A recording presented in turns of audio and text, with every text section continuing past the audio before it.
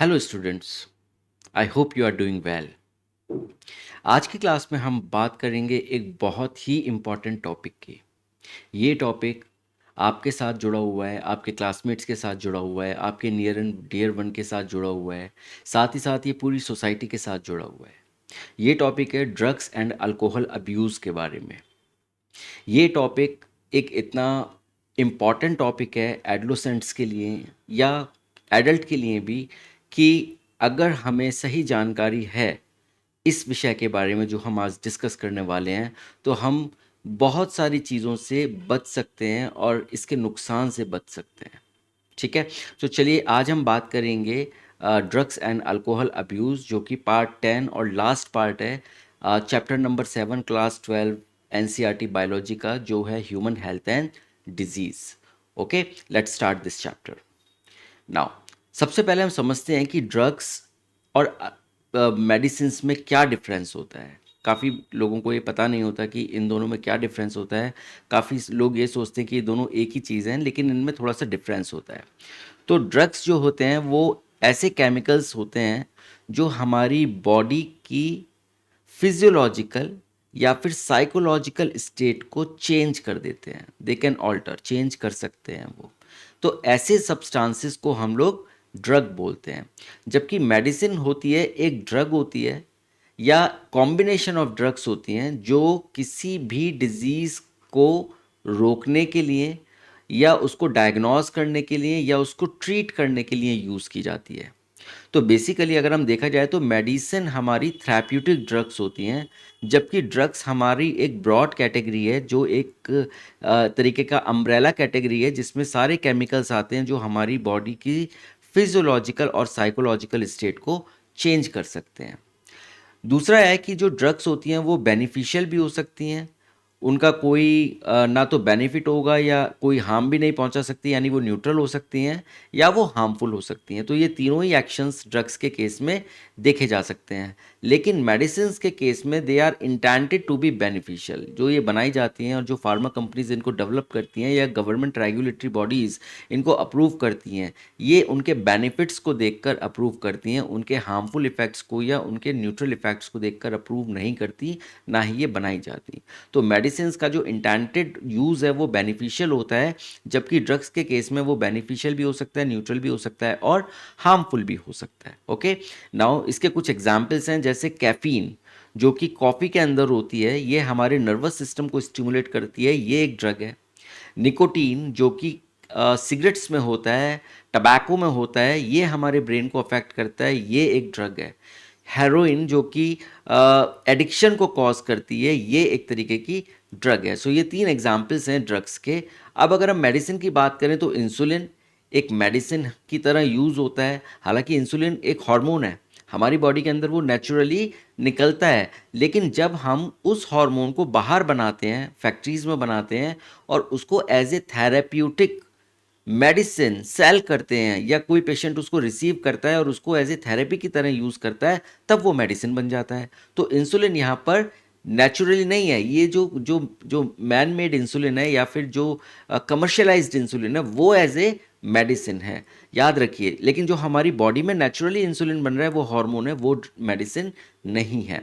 इसके अलावा पैरासीटामोल एक बहुत ही कॉमन ड्रग है, जो कि बुखार में या दर्द में खाई जाती है, तो वो एक ड्रग है। और टेट्रासाइक्लिन एक एंटीबायोटिक है, सॉरी वो एक मेडिसिन है। और टेट्रासाइक्लिन भी एक एंटीबायोटिक है, वो भी एक मेडिसिन का एग्जाम्पल है। तो इस तरीके से मेडिसिन के ये एग्जाम्पल है। Alright, now every medicine is a drug but not every drug is a medicine. ये इंपॉर्टेंट बात आपको याद रखनी चाहिए कि हर मेडिसिन एक ड्रग तो है, लेकिन हर एक ड्रग मेडिसिन नहीं होती। तो इसीलिए जो ड्रग है वो एक अम्ब्रेला टर्म होती है और जो मेडिसिन है वो उसके अंडर में आती है, जिसके बेनिफिशियल इफेक्ट होते हैं और जो किसी डिजीज़ को क्योर करने के लिए, ट्रीट करने के लिए या डायग्नोज करने के लिए या फिर उसको प्रिवेंट करने के लिए यूज़ की जाती है।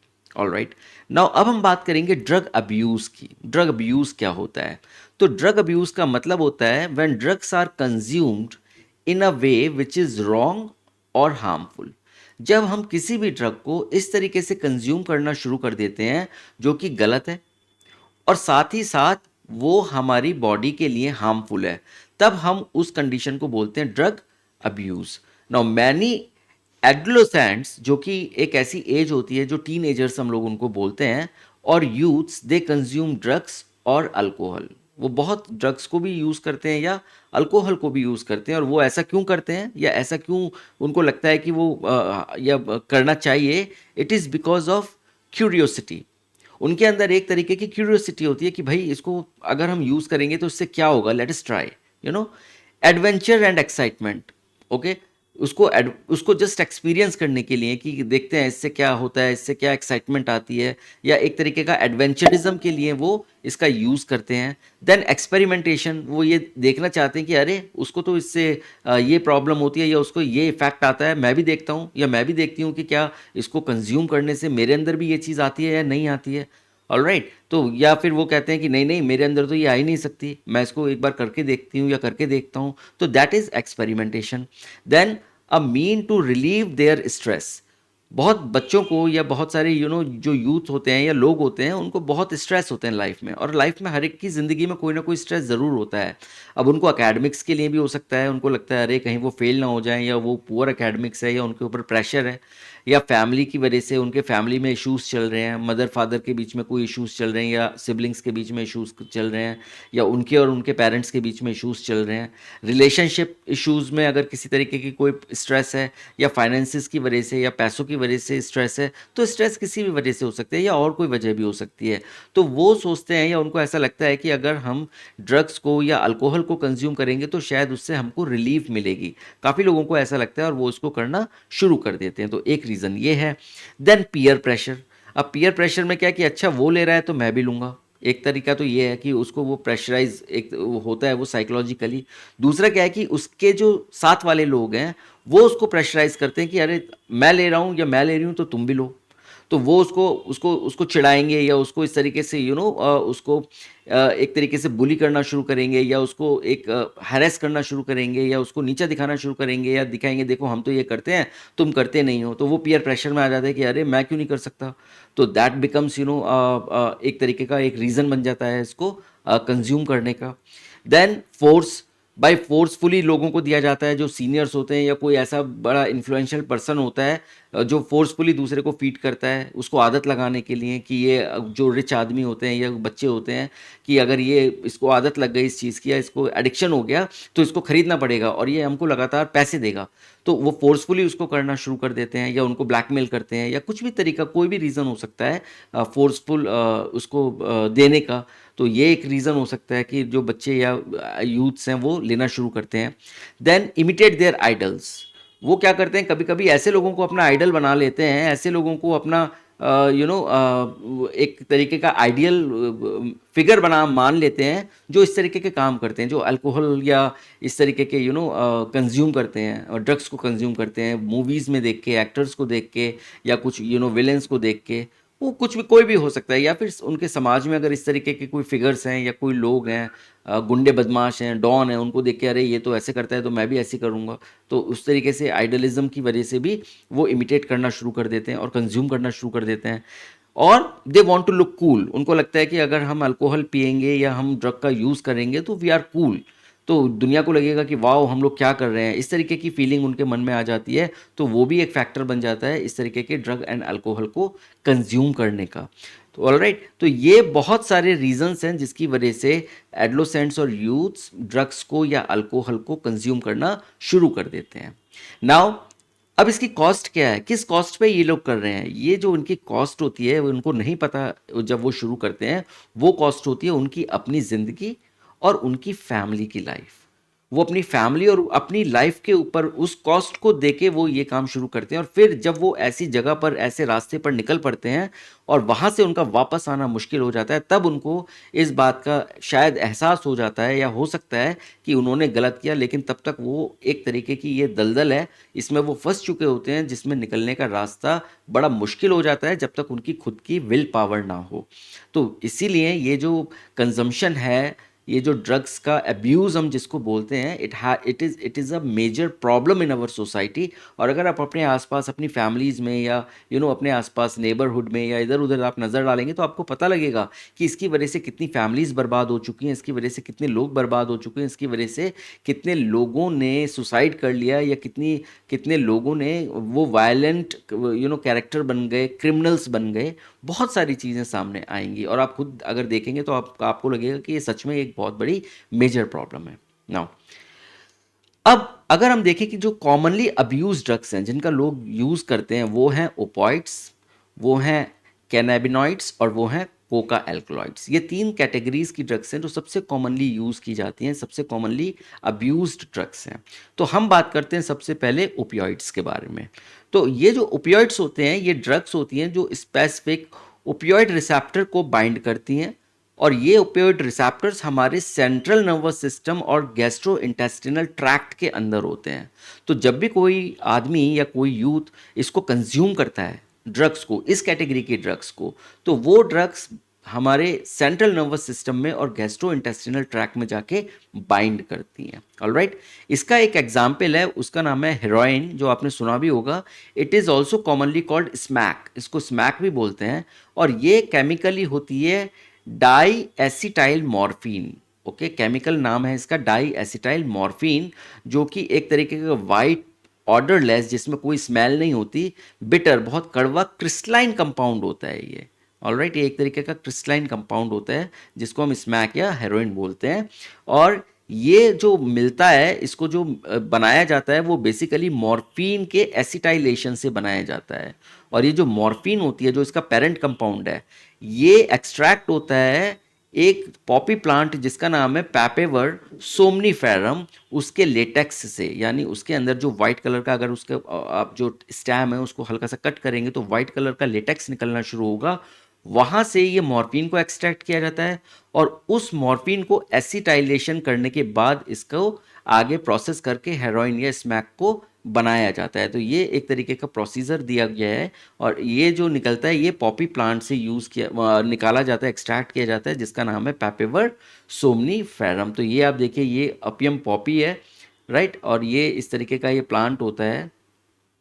बहुत सारी जगह हैं जहाँ पर इन प्लांट्स को ग्रो किया जाता है, जैसे कि अफ़गानिस्तान हो गया, पाकिस्तान हो गया, या इंडिया के अंदर, या म्यांमार, बर्मा के अंदर कुछ ऐसे एरियाज़ में जहाँ पर जो हमारे एजेंसीज़ होती हैं, लॉ एनफोर्समेंट एजेंसीज़ होती हैं, उनकी नज़र ना पड़े, उनसे छुप छुप के इस तरीके की ग्रोथ की जाती है, और उसमें से निकाल के उसको इलीगल तरीके से बनाया जाता है। Now morphine is a very effective sedative and painkiller and is very useful in patients who have undergone surgery. So basically ये मेडिसिन की तरह भी काम करता है, अगर इसको कोई डॉक्टर प्रिस्क्राइब करते हैं, वो भी स्पेशल केसेस में। तो जिन लोगों की सर्जरी होती है, जिनको बहुत ज़्यादा पेन होता है, उनको मॉर्फिन के इंजेक्शंस दिए जाते हैं, क्योंकि ये सिडेटिव का काम करती है और ये बहुत ही पोटेंट पेन किलर होती है, जिसकी वजह से पेन फील नहीं होता। सो ये केमिकल स्ट्रक्चर है मॉर्फिन का। तो आप देख सकते हैं कि किस तरीके से ये केमिकली होती है, ये इसका केमिकल स्ट्रक्चर क्या होता है। Now heroin is a depressant, ये एक तरीके की डिप्रेस कर देती है हमारे ब्रेन को, और ये हमारे बॉडी के फंक्शन को स्लो डाउन कर देती है। तो इसीलिए ये बहुत सारे लोग भी इसको कंज्यूम करते हैं, जिनको लगता है कि वो उनको एक अगर स्ट्रेस होता है या बहुत ही हाइपर एक्टिविटी होती है, बहुत ज़्यादा वो सोच रहे हैं, तो वो इसको खाने से धीरे धीरे उनके फंक्शंस डिप्रेस होना शुरू हो जाते हैं। Okay, now it is taken by snorting and injection. तो इसका जो लेने का तरीका होता है, जो लेते हैं इसको, या तो उसको स्नॉट करते हैं, स्नॉट मतलब उसको पेपर पे डाल के नाक के थ्रू उसको अंदर ले लेते हैं, या फिर उसको इंजेक्ट किया जाता है। नाउ दूसरी कैटेगरी आती है, वो आती है कैनाबिनॉइड्स के बारे में, और ये इसका स्केलेटल स्ट्रक्चर है, जो कि कैनाबिनॉइड मॉलिक्यूल है। तो ये कैनाबिनॉइड्स जो होते हैं, these are a group of chemicals which interact with cannabinoid receptors, और ये रिसेप्टर्स प्रिंसिपली ब्रेन के अंदर हमारे होते हैं। तो ये सीधे ब्रेन में जाके ये ड्रग बाइंड करती है। So natural cannabinoids are obtained from the inflorescences of the plant Cannabis sativa. तो ये कैनाबिस सटाइवा है, ये इसकी आप देख रहे हैं, ये पत्तियां हैं। तो उसका जो इनफ्लोरेसेंस होता है, जहाँ पर इसका फ्लावर और उसके सारी चीज़ें होती हैं, वहाँ से इसको निकाला जाता है या एक्सट्रैक्ट किया जाता है। तो उसमें फ्लावर टॉप्स हो गए, लीव्स हो गई, और उसके रेजिन जो कैनाबिस प्लांट के होते हैं, वहाँ से बहुत सारे कॉम्बिनेशंस को मिला के अलग अलग ड्रग्स बनाई जाती हैं। और ये जो ड्रग्स कैनाबिनॉइड्स होती हैं, इनका नाम होता है मैरिजुआना, हैश या हशीश हम बोलते हैं, चरस एंड गांजा। तो ये जो ड्रग्स हैं ये सारी की सारी ये कैनाबिनॉइड्स कैटेगरी की ड्रग्स हैं। सो इनको लेने का तरीका, ये लोग जो जो लोग इसके एडिक्ट होते हैं वो उसको इनहेल करते हैं या फिर उनको ओरल इंजेक्शन होता है, मुंह से खाते हैं। And these are known their effects on cardiovascular system of the body. ये हमारे जो कार्डियोवास्कुलर सिस्टम होता है, हमारा जो हार्ट एंड आर्टरीज वगैरह हैं, ब्लड है, उस पर ये इफेक्ट डालता है। And cannabinoids are also abused by some sports persons. तो बहुत सारे स्पोर्ट्स पर्सन्स अपनी परफॉर्मेंस को बढ़ाने के लिए भी कैनाबिनॉइड्स का यूज़ करते हैं। ओके, नाउ तीसरी कैटेगरी है वो है कोका एल्कलॉइड। और कोका एल्कलॉइड है जिसको हम कोकीन बोलते हैं। Okay, so it is obtained from the Coca plant और इसका नाम है एरिथ्रोजाइलम कोका, जो कि साउथ अमेरिका का नेटिव है। तो साउथ अमेरिका जो अगर आप देखें तो यूएस जो अमेरिका है वो नॉर्थ अमेरिका में है, और उसके नीचे वाला जो कॉन्टिनेंट है वो साउथ अमेरिका है। और साउथ अमेरिका में बहुत सारे कंट्रीज आते हैं, जैसे ब्राज़ील हो गया, अर्जेंटीना हो गया, या और भी जो बाकी के कंट्रीज़ हैं, पेरू वगैरह हैं, वो सब उधर ही आते हैं। तो ये कंट्रीज़ जो हैं वहाँ का मौसम ऐसा है कि वहाँ पर इस प्लांट को उगाया जाता है जिसको कोका प्लांट बोलते हैं, और ये नेटिव है साउथ अमेरिका का। तो वहाँ से ये प्लांट बाकी की जगह पर भी गया है। And then it interferes with the transport of the neurotransmitter dopamine. तो हमारा जो न्यूरोट्रांसमीटर होता है उसके साथ ये इंटरफेयर करता है, और उस न्यूरोट्रांसमीटर का नाम है डोपामाइन। नाउ कोकीन, उसको का दूसरा नाम है कोक, या इसको क्रैक भी बोलते हैं, और इसको यूजुअली स्नॉट किया जाता है। And it has a potent stimulating action. इससे एकदम से स्टिमुलेशन आता है हमारी बॉडी में, हमारा सेंट्रल नर्वस सिस्टम स्टिमुलेट हो जाता है, और ये एक तरीके का यूफोरिया यानी एक तरीके का फीलिंग ऑफ हैप्पीनेस देती है। एंड इंक्रीज्ड एनर्जी, ऐसा लगता है कि बहुत ज़्यादा एनर्जी आ गई है इसको लेके। तो इसीलिए ये कोकीन बहुत सारे लोग लेते हैं इसको, ताकि उनके अंदर इस तरीके की चीज़ है। अब ये क्या है, ये टेम्परेरी होती है, क्योंकि यूफोरिया और जो इंक्रीज्ड एनर्जी है वो तब तक आपको दिखेगी जब तक उसका इफेक्ट रहेगा। जैसे ही वो ड्रग कम हो गई, आप फिर डाउन फील करना शुरू करोगे, तो फिर से आपको ये ड्रग लेनी पड़ेगी, क्योंकि आपको तो वही एनर्जी चाहिए और वही यूफोरिया चाहिए, और वो एक विशियस साइकिल में आदमी फंस जाता है और वो इस ड्रग का एडिक्ट बन जाता है। Now excessive doses causes hallucinations. तो बहुत ज़्यादा अगर इसकी डोज हो जाती है तो उससे क्या होता है कि आदमी या जो इसको लेने वाला है वो हेल्यूसिनेट करना शुरू कर देता है, वो कुछ कुछ ऐसी चीज़ें सोचना शुरू कर देता है या अपने आसपास एज्यूम करना शुरू कर देता है जो रियल नहीं होती। राइट, तो हम उनको बोलते हैं, इस तरीके की फीलिंग्स को हम लोग बोलते हैं hallucinations. Other well known plants with hallucinogenic properties are Atropa belladonna and datura. तो धतूरा जो है वो इंडिया में बहुत धतूरा बोला जाता है इसको, और इसको काफ़ी मंदिर वगैरह में भी चढ़ाया जाता है शिवरात्रि को। और ये अट्रोपा बेलेडोना है, ये भी एक प्लांट है। इनके अंदर भी जो जो कंपोनेंट्स या सब्सटेंसेस होते हैं वो भी हेल्यूसिनोजिक प्रॉपर्टीज़ होती हैं उनमें। तो अगर आप ये देखें, ये एक तरीके की फ्लावरिंग ब्रांच है धतूरा की। नाउ अब हम बात करेंगे सिंथेटिक ड्रग्स के बारे में। सिंथेटिक ड्रग्स में सबसे पहले आती हैं बार्बिचुरेट्स, और ये एक तरीके के, अगर आप देखें तो स्लीपिंग पिल्स में इनका यूज़ होता है, और ये बार्बिचुरिक एसिड से ड्राइव होती हैं। देन दूसरी है एम्फीटामाइंस। एम्फीटामाइंस एंटी स्लीप ड्रग्स को बोला जाता है। और तीसरी है बेंजोडाइजिपीन्स या बेंजोडाइजिपाइंस। ये एंजाइटी या फोबियाज में इसका इस्तेमाल होता है, जो डॉक्टर्स इनको प्रिस्क्राइब करते हैं। यानी ये जो सिंथेटिक ड्रग्स हैं, ये सारी की सारी ड्रग्स केवल डॉक्टर्स ही प्रिस्क्राइब कर सकते हैं, और केवल पेशेंट्स को ही दी जा सकती हैं, इनको नॉर्मल आदमी यूज़ नहीं कर सकता। So these are highly highly restricted drugs. और फिर आता है एलएसडी, जो कि है lysergic acid diethyl amide. This is the most powerful hallucinogen and it is derived from ergot from the fungus Claviceps purpurea, जो कि एक तरीके का फंगस है और जो पैरासाइट होता है राई प्लांट के ऊपर। तो वहाँ से इस ड्रग को बनाया जाता है या एक्सट्रैक्ट किया जाता है। Now, other similar drugs, these are normally used as medicines to help patients with mental illnesses like depression and insomnia। तो जो पेशेंट्स होते हैं, जिनको मेंटली अनस्टेबल होते हैं, या जिनको डिप्रेशन होता है, या जिनको इंसोमनिया होता है, जिनको किसी तरीके का मेंटल वेलबींग में प्रॉब्लम होती है, वहाँ पर इस तरीके की या सिमिलर ड्रग्स को दिया जाता है। But this is highly under the supervision of the the physician, जो डॉक्टर होते हैं आपके, वो अपने हाथ से ये ड्रग लिखते हैं। उनको पता होता है कि कितनी डोज देनी है, कितने टाइम में पेशेंट को लेनी है, और वो रेगुलरली पेशेंट को बुलाते हैं और देखते हैं कि इसका कोई ऐसा इफेक्ट तो नहीं हो रहा जो कि अनडिज़ायरेबल है या जिसकी वजह से पेशेंट को कोई प्रॉब्लम हो सकती है। तो इसलिए ये ड्रग्स बहुत ही ज़्यादा रेस्ट्रिक्टेड ड्रग्स होती हैं।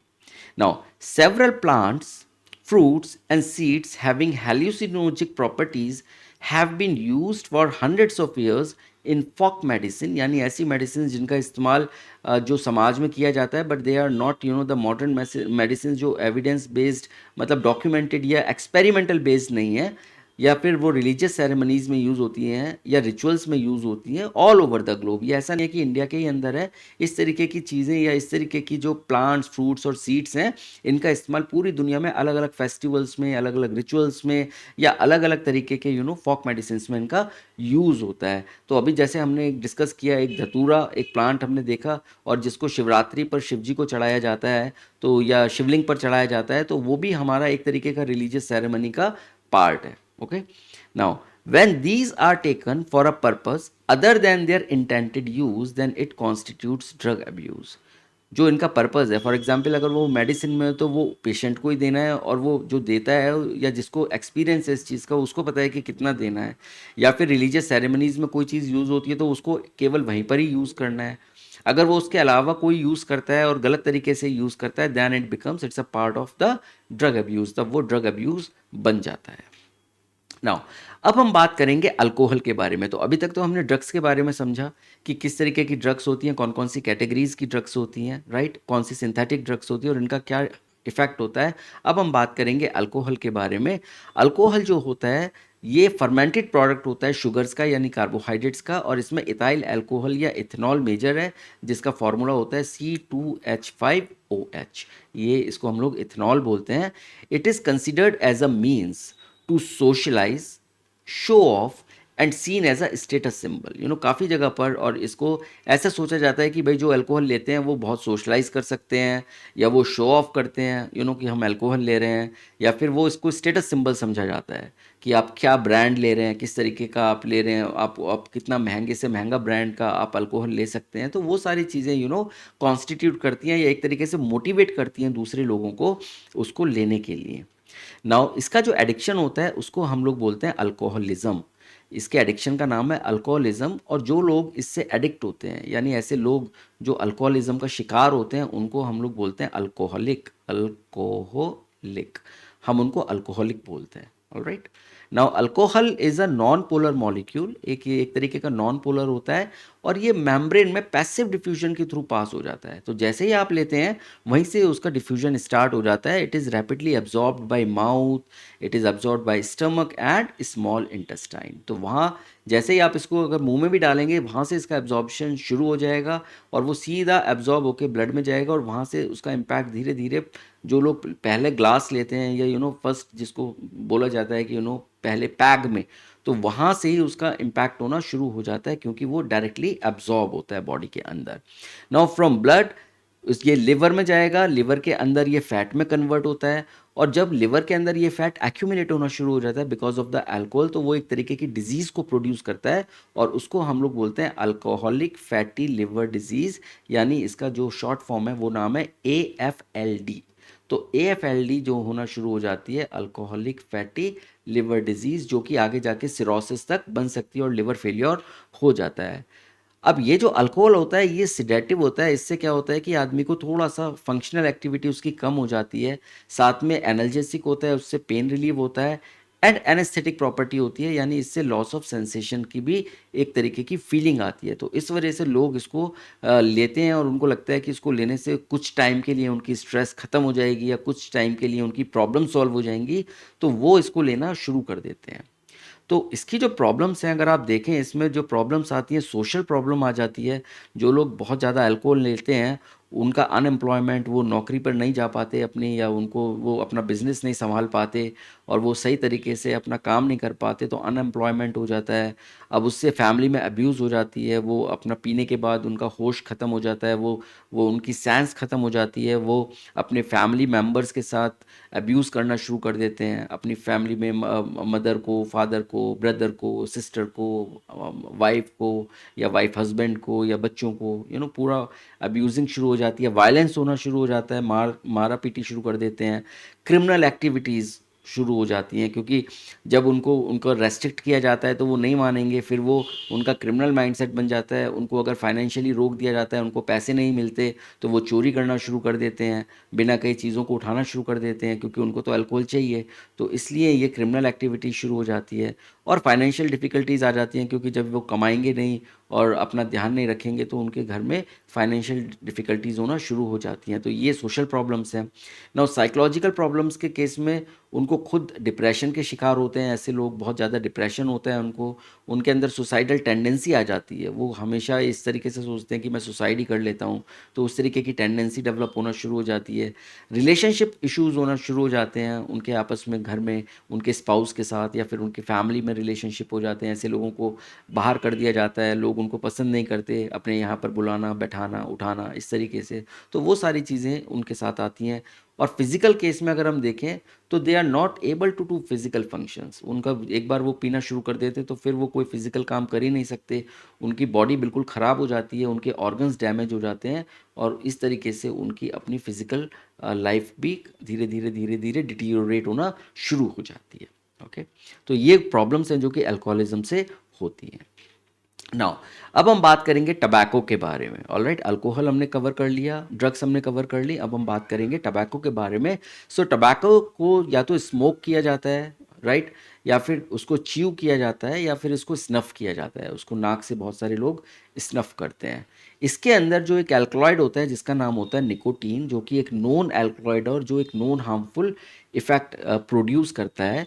तो ये बेसिकली निकोटीन क्या करता है, जो हमारी एड्रिनल ग्लैंड है उसको स्टिमुलेट करता है, जिससे एड्रीनलिन और नॉर एड्रीनलिन जो हार्मोन्स होते हैं वो निकलते हैं, और वो क्या करते हैं, हमारे बीपी को यानी ब्लड प्रेशर को बढ़ाते हैं, और साथ में हमारे हार्ट रेट को भी बढ़ाते हैं। तो ये काम करता है निकोटीन। तो जो लोग कॉन्टीन्यूसली निकोटीन लेना यानी स्मोकिंग करना शुरू करते हैं, या टबैको को च्यू करना शुरू करते हैं, तो उससे क्या होता है कि उनका जो बीपी है वो बढ़ा रहता है, उनका हार्ट रेट बढ़ा रहता है, वो धीरे धीरे कार्डियोवास्कुलर प्रॉब्लम्स शुरू हो जाती हैं। तो स्मोकिंग से क्या होता है, it is an increased incidence of cancer of lungs, because smoke directly lungs के अंदर जाता है।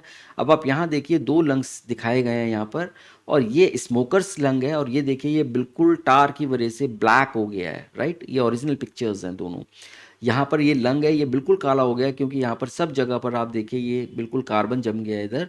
और ये देखिए ये नॉन स्मोकर्स का लंग है, जो कि एक हेल्दी लंग है, और यहाँ पर आप देख सकते हैं कि ये पूरा रेड है, बिकॉज यहाँ पर बहुत अच्छे से ब्लड वैस्कुलर सिस्टम सप्लाई कर रहा है यहाँ पर ब्लड को। लेकिन यहाँ पर ये कम्प्लीटली ब्लैक हो गया है, तो that is the major difference. और इसमें क्या है कि इससे क्या है कि लंग कैंसर के इंसिडेंट्स बढ़ जाते हैं, और साथ में यूरिनरी ब्लैडर कैंसर्स या और थ्रोट कैंसर, ब्रोंकाइटिस हो जाती है। उनकी जो जो जो सांस की नली है वो एकदम से इन्फ्लेम कर जाती है, और उसको हमेशा खांसी बनी रहती है। एम्फीसीमा हो जाता है, ऑक्सीजन की कैपेसिटी कम हो जाती है, कोरोनरी हार्ट डिजीज़ हो जाती हैं, गैस्ट्रिक अल्सर हो जाते हैं, और भी बहुत सारी उससे एसोसिएटेड डिजीज़ेज़ हो जाती हैं। तो टबैको से या स्मोकिंग से ये बहुत सारी परेशानियां सामने आ जाती हैं। Now tobacco chewing is associated with increase risk of cancer of the oral cavity. जो लोग मुंह से टबैको खाते हैं, जिसको हम लोग बोलते हैं गुटखा खाना, खैनी खाना, या तंबाकू खाना, इस तरीके की चीज़ें जो कि उनको लगता है वो खरीदते हैं, खाते हैं, तो वो कूल लग रहे हैं, एक्चुअली में अपना नुकसान कर रहे हैं, क्योंकि उससे क्या है कि उनकी मुंह का कैंसर होने के चांसेस बहुत ज़्यादा होते हैं, और अक्सर ऐसे केसेस में मुंह का कैंसर हो जाता है। Now smoking it increases carbon monoxide in blood. तो स्मोकिंग से क्या होता है, हमारी ब्लड के अंदर कार्बन मोनोऑक्साइड, जिसकी बहुत ज़्यादा कैपेसिटी होती है, वो ऑक्सीजन से ज़्यादा बाइंडिंग करता है हमारे हीमोग्लोबिन के साथ, वो बढ़ जाती है, and it reduces the concentration of oxygen, it causing oxygen deficiency in body. अब बॉडी के अंदर अगर ऑक्सीजन डेफिशिएंसी होगी तो आप खुद ही सोच सकते हैं कि बॉडी अपना काम ही नहीं कर पाएगी।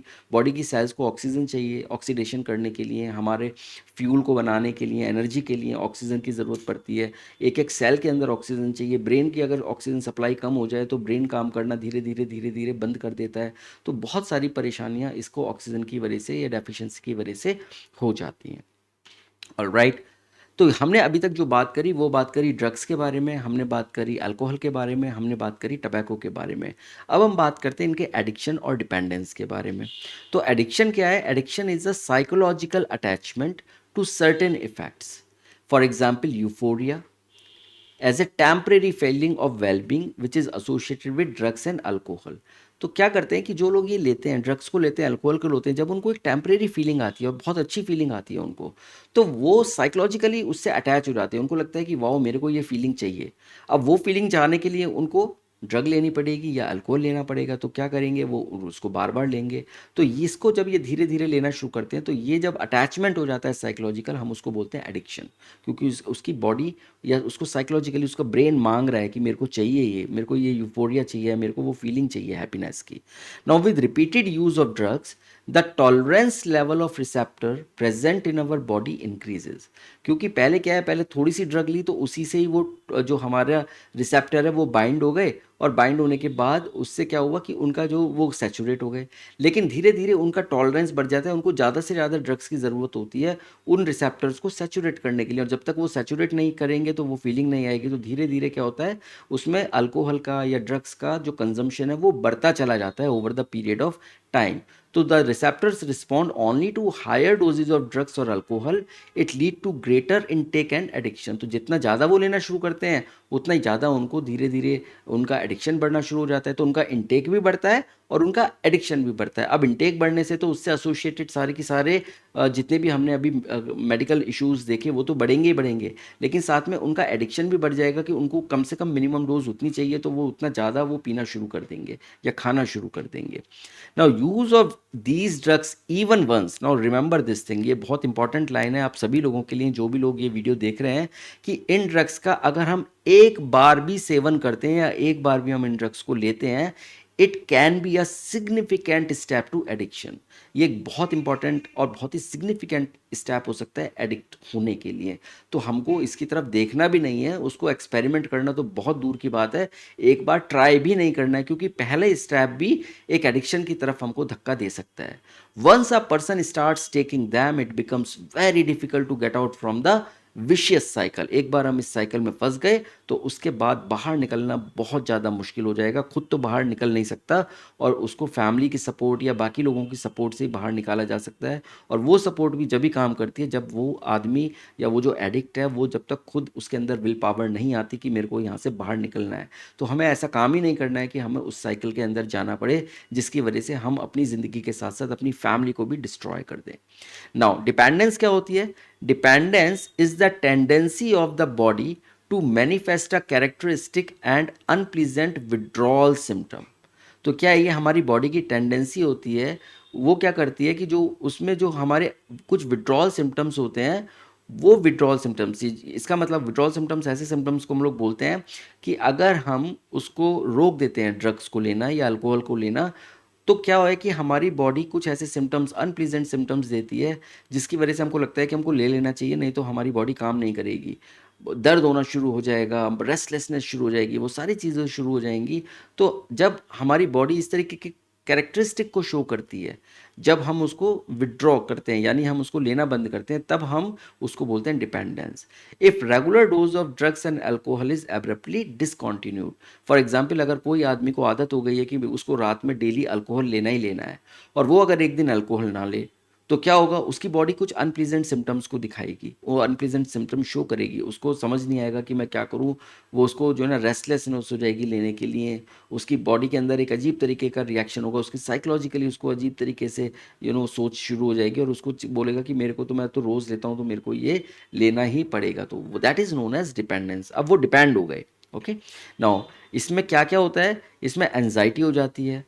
एनजाइटी मतलब बहुत ज़्यादा आदमी परेशान हो जाता है, शेकीनेस होती है, शरीर हिलने लगता है, रेस्टलेसनेस हो जाती है, बेचैनी आ जाती है, नौजिया हो जाता है, उल्टी आना शुरू हो जाता है, स्वेटिंग हो जाती है, बहुत ज़्यादा पसीना आना शुरू हो जाता है, and these are some of the withdrawal symptoms which may be relieved when use in resumed again. अगर ये दोबारा लेना शुरू करते हैं तो ये सारी चीज़ें खत्म हो जाती हैं, तो अब उनकी मजबूरी बन गई।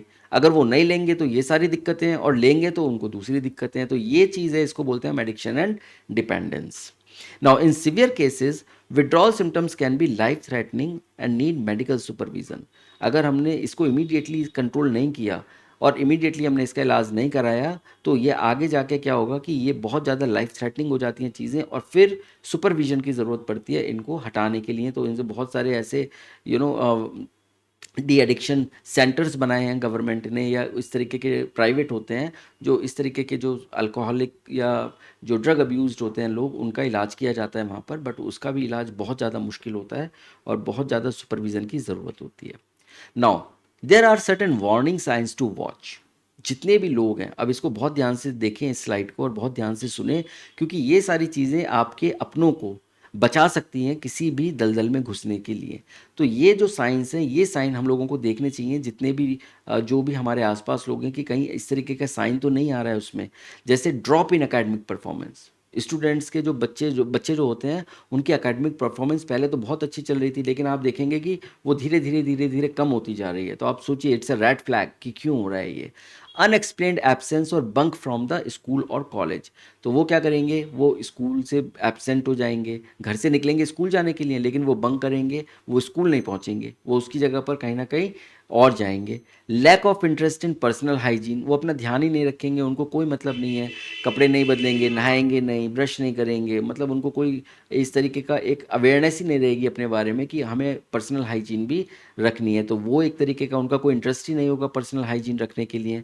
Then social withdrawal and isolation, वो समाज से कटना शुरू करेंगे, अपने आप के अंदर हो जाएंगे, एक रूम के अंदर बंद होना शुरू हो जाएंगे, अपने घर के अंदर उनका इंटरेस्ट नहीं होगा आपके साथ बैठें, फैमिली के साथ बैठें, फैमिली की बातें करें, कहीं आने में कहीं जाने में।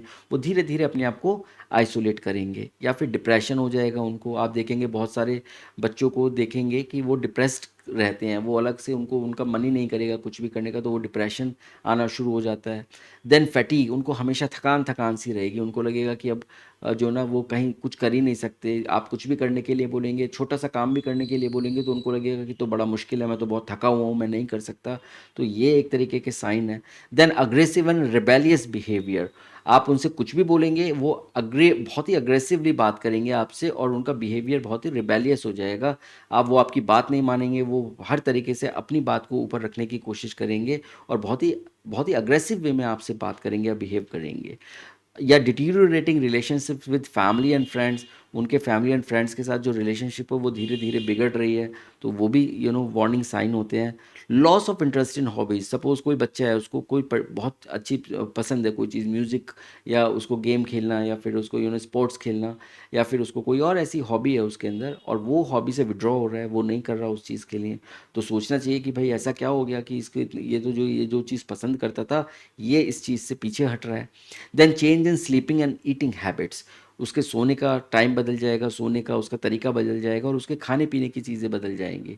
जो पहले अच्छा खासा खाता होगा, वो खाना धीरे धीरे कम कर देगा, या फिर वो कुछ और ऐसी चीज़ें खानी शुरू करेगा जो आपको लगेगा कि ये तो अनयूजुअल है। तो वो चीज़ें, उसका पैटर्न आप देखिए क्या है। देन फ्लक्चुएशंस इन वेट, एपिटाइट एटसेट्रा, उसका वेट में ये इसके कुछ फिजियोलॉजिकल मेजर्स हैं, जैसे वेट हो गया, उसकी भूख कम हो रही है, और वो धीरे धीरे कम खाना शुरू कर रहा है, वेट उसका कम हो रहा है। तो ये सारी चीज़ें वार्निंग साइन है। ओके, चलिए, तो अब हम बात करते हैं सब्सटेंसेस अब्यूज़ के क्या इफ़ेक्ट्स हो सकते हैं। तो सबसे पहले क्या है कि it impacts not only the addict but his or her family and relatives too very badly.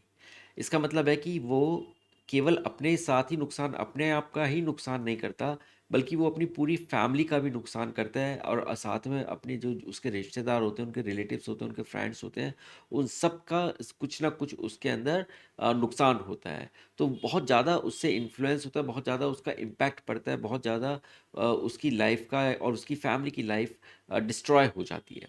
Now the जो भी एडिक्ट होते हैं, वो पैसों के लिए या फिर सब्सटेंस के लिए, यानी उस ड्रग के लिए कुछ भी कर सकते हैं, किसी भी हद तक वो जा सकते हैं। तो वो इवन ये नहीं समझते कि ये मेरे मम्मी हैं, मेरे डैडी हैं, या मेरा भाई है, मेरी बहन है, मेरे फ्रेंड्स हैं, मेरे रिलेटिव्स हैं, उनको कुछ नहीं दिखता, उनको सिर्फ और सिर्फ मनी चाहिए होता है या फिर और उस मनी से उनको वो सब्सटेंस चाहिए होता है, वो ड्रग या वो अल्कोहल या वो पर्टिकुलर एडिक्टिव चीज़ चाहिए होती है। नाउ उनका बिहेवियर बहुत ही रैकलेस हो जाता है, वो तोड़-फोड़ पर उतर आते हैं, अगर उनकी बात ना मानी जाए, उनका क्रिमिनल माइंड हो जाता है, वो चीज़ों को चुराना शुरू कर देते हैं और वो वायलेंस पर उतर आते हैं, वो छोटी-छोटी चीज़ों पे वायलेंट हो जाते हैं, तो उनका बिहेवियर चेंज हो जाता है। देन जो ड्रग्स बहुत शेयर्ड नीडल से ली जाती हैं वो एचआईवी को ट्रांसमिट करती हैं, वो हेपेटाइटिस जैसी डिजीज़ को ट्रांसमिट करती हैं और जब ये डिज़ीज़ उस एडिक्ट के अंदर आती है तो वहाँ से वो डिज़ीज़ उसकी फैमिली तक पहुँच सकती है, तो ये भी एक एक बहुत बड़ा डेंजर है। देन अल्कोहल के यूज़ से क्या होता है, जो एडोलेसेंस स्टेज में यानी कि जो टीनेजर्स होते हैं, जब वो अल्कोहल का यूज़ करते हैं टीनेज में, तब एडल्टहुड में जब वो बड़े हो जाते हैं तो उनके हैवी ड्रिंकिंग के चांसेस बहुत ज़्यादा बढ़ जाते हैं और वो अक्सर हैवी ड्रिंकर्स बन जाते हैं, जो कि एक बहुत ही एक ऐसी चीज़ है जो उनकी पूरी लाइफ को इम्पैक्ट करती है। देन अगर ड्रग्स एंड अल्कोहल्स का बहुत लंबे टाइम तक यूज़ किया जाए तो वो नर्वस सिस्टम को डैमेज करते हैं, वो लिवर को डैमेज करते हैं और अल्टीमेटली सिरोसिस जैसी बीमारी हो जाती है, जिसकी वजह से लिवर काम करना धीरे धीरे बंद कर देता है और उससे ड्रग एडिक्ट की डेथ भी हो सकती है। अगर प्रेगनेंसी में कोई लेडी किसी ड्रग्स का या किसी अल्कोहल का या किसी भी तरीके के जो जो भी ऐसी चीज़ें हैं, सब्सटेंसेस हैं, उनका यूज़ करती हैं तो उससे डेवलपिंग फीटस के ऊपर बहुत ज़्यादा असर पड़ता है, बेबी के ऊपर बहुत ज़्यादा असर पड़ता है और उनके अंदर जेनेटिक चेंजेस या म्यूटेशन होने के चांसेस होते हैं और वो बेबी एक हेल्दी बेबी की तरह हो सकता है कि उसका बर्थ ना हो। देन कुछ स्पोर्ट्स पर्सन्स होते हैं वो भी इन नार्कोटिक एनाल्जेसिक्स का इस्तेमाल करते हैं, एनाबॉलिक स्टेरॉइड्स का इस्तेमाल करते हैं, कुछ डायूरेटिक्स का इस्तेमाल करते हैं, कुछ हार्मोन्स का इस्तेमाल करते हैं ताकि उनकी जो मसल स्ट्रेंथ है वो बढ़ जाए, उनका बल्क बढ़ जाए और साथ में उनकी जो एथलेटिक परफॉर्मेंस है वो भी बहुत अच्छी हो जाए। लेकिन इसके बहुत ज़्यादा साइड इफ़ेक्ट्स भी होते हैं। अगर हम फीमेल्स की बात करें तो वहाँ पर मैस्कुलिनाइजेशन के चांसेस हैं, जहाँ पर उनके अंदर मेल्स लाइक फीचर्स आने शुरू हो जाते हैं, वो बहुत एग्रेसिव हो जाती हैं, उनके मूड स्विंग्स होना शुरू हो जाते हैं, डिप्रेशन होता है, एब्नॉर्मल पीरियड्स हो जाते हैं, हेयर ग्रोथ हो जाती है फेस और बॉडी पर, क्लिटोरिस का एनलार्जमेंट हो सकता है और उनकी जो आवाज़ है वो बिल्कुल मेल जैसी बहुत डीप होना शुरू हो जाती है। इन केस ऑफ मेल्स उनको एक्ने हो सकते हैं, उनके अंदर बहुत ज़्यादा अग्रेसिवनेस आ जाती है, उनके भी मूड स्विंग्स हो जाते हैं, डिप्रेशन का वो शिकार हो जाते हैं, उनके टेस्टिकल्स का साइज़ कम हो जाता है, उनका स्पर्म प्रोडक्शन काउंट कम हो जाता है और पोटेंशियली उनका लिवर और किडनी का डिसफंक्शन होने के चांसेस हो जाते हैं, उनका ब्रेस्ट एनलार्जमेंट जैसी चीज़ें सामने आती हैं, प्रीमैच्योर बाल्डनेस यानी कि उनके बाल झड़ना शुरू हो जाते हैं टाइम से पहले और जो प्रोस्टेट ग्लैंड है वो एनलार्ज हो सकती है। तो ये मेल्स और फीमेल्स के अंदर कुछ ऐसे इफ़ेक्ट्स हैं जो कि इन इस तरीके की जो स्टेरॉइड्स होते हैं उनका इस्तेमाल करने की वजह से हो सकते हैं। इसके अलावा जो टीनेजर्स होते हैं या एडोलेसेंट्स होते हैं उनके अंदर स्टंटेड ग्रोथ होती है, उनके अंदर एक्ने हो सकता है और उनके अंदर वीकनेस हो जाती है। तो ये इफ़ेक्ट्स हैं जो कि सब्सटेंस अब्यूज़ के होते हैं। अगर कभी-कभी ओवरडोज़ हो जाए सब्सटेंस की या वो कभी जो जो कि इनको पता भी नहीं होता, जो एडिक्ट होते हैं उनको ये पता ही नहीं होता है कि अगर हम कितनी ज़्यादा डोज़ ले रहे हैं, बिकॉज़ उनकी जो टॉलरेंस पावर होती है रिसेप्टर्स की वो काफ़ी हद तक बढ़ चुकी होती है। तो उसमें क्या चांसेस होते हैं कि वो जब तक उनका इफ़ेक्ट नहीं आता वो उसको डोज़ को लेते रहते हैं, लेते रहते हैं, लेते रहते हैं और वो अचानक से बॉडी के अंदर वो ओवरडोज़िंग हो जाती है और उसकी वजह से क्या होता है कि जो जो एडिक्ट है उस वो कोमा के अंदर जा सकता है या उसकी डेथ हो सकती है। It is due to respiratory and heart failure और ब्रेन हैमरेज। तो इसकी वजह से ये ओवरडोजिंग की वजह से उनकी डेथ हो सकती है। नाउ अब हम उसको कैसे प्रिवेंट करें और कैसे कंट्रोल करें इस तरीके की चीज़ों को, चलिए अब हम इस पर बात करते हैं। सबसे पहले आइडेंटिफाई द सिचुएशन। ओके, आप ये देखिए कि जो आपके बच्चे हैं या आपके कोई रिलेटिव है वो क्यों उस उसकी तरफ जा रहा है, वो क्यों ड्रग्स की तरफ जा रहा है या अल्कोहल की तरफ जा रहा है। तो उसको सिचुएशन को आइडेंटिफाई कीजिए और देखिए कि क्या कोई ऐसी सिचुएशन है जो उसको पुश कर रही है और इमीडिएटली उसके रिमीडियल मेजर्स लेना शुरू कर दीजिए टाइम पर। अगर आपको वो आइडेंटिफाई हो जाती है चीज़, तो इमीडिएटली आप उस पर काम करना शुरू कीजिए। देन पेरेंट्स हों या सिबलिंग्स हों, उनको टाइम स्पेंड करना चाहिए। अब उनके अपने बच्चों को उनका इशू को अंडरस्टैंड कीजिए कि क्या प्रॉब्लम है, वो किस दौर से गुजर रहे हैं, क्या उनके मेंटल परेशानियां हैं जो उनको परेशान करके रखा हुआ है, क्या एंक्शस या ऐसी ऐसी क्या एंजाइटी है जो कि उनको तंग कर रही है। वो सारी चीज़ों को उनको प्यार से उनको समझिए, उनको कोशिश कीजिए कि आपको पता लगे कि वो बता पाएँ आपको और आपके साथ एक ट्रस्ट बिल्डअप कर पाएँ और वो आप शेयर कर पाएँ। Then keep loving environment in family. Family के अंदर एक अच्छा एनवायरनमेंट मेंटेन करके रखिए। इंटरैक्ट करिए एक दूसरे के साथ। ये नहीं है कि सब अपने अपने में बिजी हैं, एक इस कमरे में बिजी है, एक दूसरा उस कमरे में बिजी है, कोई और सारे लोग अपना एक जगह सोफे पर भी बैठे हुए हैं तो सब अपना अपना फ़ोन देख रहे हैं, कोई किसी से बात नहीं कर रहा है। सो ये सारी चीज़ें नहीं होनी चाहिए, इंटरैक्शन होना चाहिए। Then encourage contribution in family activities. कुछ ना कुछ एक्टिविटीज़ ऐसे करते रहिए, लाइक वीकली के हम घर साफ़ करते हैं, या वीकली हम लोग चलिए ऑर्गेनाइज करते हैं अपनी चीज़ों को, या वीकली हम लोग मार्केट में जाके शॉपिंग करते हैं अपने घर के लिए। वट एवर बहुत सारी एक्टिविटीज़ ऐसी हो सकती हैं जो कि जिसमें उनको बच्चों को लगाया जा सकता है और वो आपको कंट्रीब्यूट भी कर सकते हैं। Then avoid undue peer pressure. ऐसा बिल्कुल मत कहिए कि ये बच्चा तो उसका बच्चा तो इतना अच्छा कर रहा है, आप क्यों नहीं कर रहे हो। किसी भी बच्चे को पुश मत कीजिए, क्योंकि हर बच्चे की एक अपनी लिमिट होती है और उसको हम लोग बोलते हैं थ्रेशोल्ड लिमिट। और हर माँ बाप जानते हैं कि मेरा बच्चा कहाँ तक कर सकता है, कहाँ तक नहीं कर सकता, तो आइडेंटिफाई द थ्रेशोल्ड लिमिट। थोड़ा बहुत स्ट्रेच होना चाहिए, मैं ये नहीं बोल रहा हूँ कि आप स्ट्रेच मत कीजिए, लेकिन उसको पुश मत कीजिए। उसको उसको ये नहीं है कि उसको वो काम कराना ही है जो आप करना चाहते हैं। कभी कभी क्या होता है कि आपके कुछ सपने होते हैं, आप उन सपनों को पूरा नहीं कर पाते और आप चाहते हैं कि आपके बच्चे आपके सपनों को पूरा करें। तो अगर करना चाहते हैं, अपनी मर्ज़ी से करना चाहते हैं और वो उसमें पैशनेट है, तो कोई बात नहीं है। लेकिन अगर वो नहीं करना चाहते तो आप उनको ज़बरदस्ती उस तरफ मत धकेलिए, चाहे वो स्टडीज़ हो, चाहे वो स्पोर्ट्स हो, या कोई भी ऐसी एक्टिविटी हो।